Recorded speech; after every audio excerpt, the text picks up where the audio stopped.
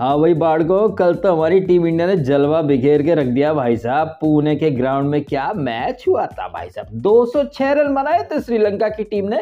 और जिस हिसाब से हमारी टीम ने स्टार्ट करी थी, हमें लगा था कि शायद हम लोग कम से कम ना करते भी 50 या 60 रनों से हारेंगे। लेकिन तभी आउट ऑफ सिलेबस आ जाता है अक्षर पटेल। भाई साहब क्या ताबड़तोड़ हिटिंग करता है। 31 गेंदों में 65, आई थिंक 20 गेंदों में उसने 50 मार दी थी। 200 से ऊपर का strike rate. And ever reliable Surya Kumar Yadav, वो भी 50 मारता है। दोनों ही एंड से सूर्य कुमार यादव और अक्षर पटेल ताबड़तोड़ हिटिंग कर रहे थे, लेकिन सडनली सूर्य 50 बना करके आउट हो जाता है। हमें लगता है कि श्रीलंका कमबैक करेगी, तभी आउट ऑफ सिलेबस आ जाता है शिवम मावी, जिसने बॉलिंग में रन काफी लुटाए थे, लेकिन बल्लेबाजी में उसने 15 गेंदों में 26 रन बना करके उम्मीद की एक किरण जगा दी। लेकिन ये किरण बड़ी ही जल्दी बुझ गई, क्योंकि अक्षर पटेल भी आउट हो गए और हमारी टीम ये मुकाबला 16 रनों से हार गई। लेकिन क्या आपको पता है कि ये मुकाबला जो हम 16 रनों से हारे हैं, इसकी जो बुनियाद रखी थी, इसकी बुनियाद तो सेकंड ओवर में माननीय अर्शदीप सिंह ने ही रख दी थी।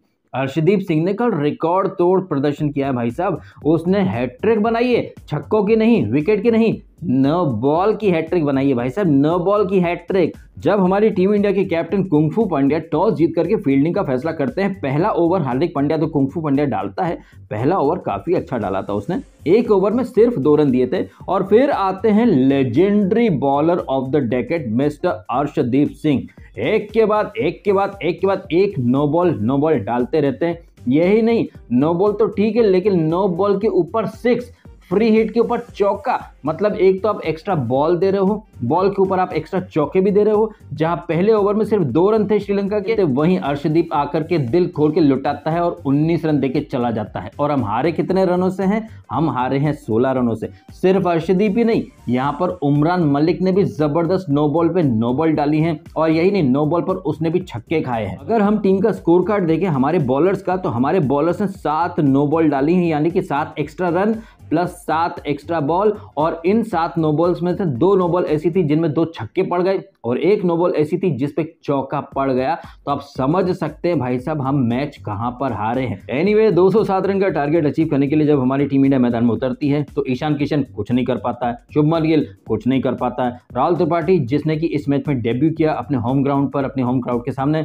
अच्छी स्टार्ट करने की कोशिश करता है, लेकिन 5 रन से ज्यादा उसका बल्ला रन उगल नहीं पाता है। हार्दिक पांड्या द कप्तान, वो आते हैं 12 पर 12 बना करके चले जाते हैं। हमें लगा कि भैया हार्दिक पांड्या के साथ ये मैच भी चला गया, क्योंकि 4 ओवर के अंदर 34 रन पर हमारे 4 विकेट जा चुके थे। हमें लगा कि गया मैच गड्ढे में। लेकिन तभी आ जाती है अक्षर पटेल नाम की आंधी, और ये आंधी इतनी बड़ी थी कि इस आंधी के सामने सूर्या की इनिंग भी फीकी पड़ गई थी। वो सूर्या जो कि पिछले 1 साल से विराट कोहली या रोहित शर्मा को पीछे छोड़ चुका है, लेकिन यहाँ पर अक्षर पटेल ने सूर्या को भी पीछे छोड़ दिया।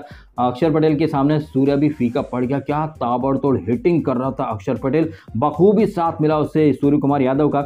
और हमें लगा कि शायद हम यहां से जीत सकते हैं, लेकिन नहीं। तभी मैच में ट्विस्ट आ जाता है। 148 पर सूर्य कुमार यादव आउट होता है। उसके बाद भी अक्षर पटेल अपनी फाइट जारी रखता है, शिवम मावी अपनी हिटिंग दिखाता है, लेकिन फिर भी हम लोग जो हैं वो 16 रनों से हार जाते हैं। और ये 16 रन जो हैं, ये जो डिफरेंस है, ये कहां से आया आप समझ सकते हैं। जब आपके बॉलर्स एक के बाद एक नो बॉल डालते जाते हैं, नो बॉल पर छक्के पड़ते जाते हैं, फ्री हिट पर चौके पड़ते जाते हैं, तो जब आप ऐसी चीजें करते हो तो भाई साहब आप जीतना तो कतई डिजर्व नहीं करते हो। तो कहना गलत नहीं होगा कि कल की हार के जो कल्प्रिट्स हैं या जो विलन्स हैं, वो कोई और नहीं, सिर्फ और सिर्फ बॉलर्स हैं।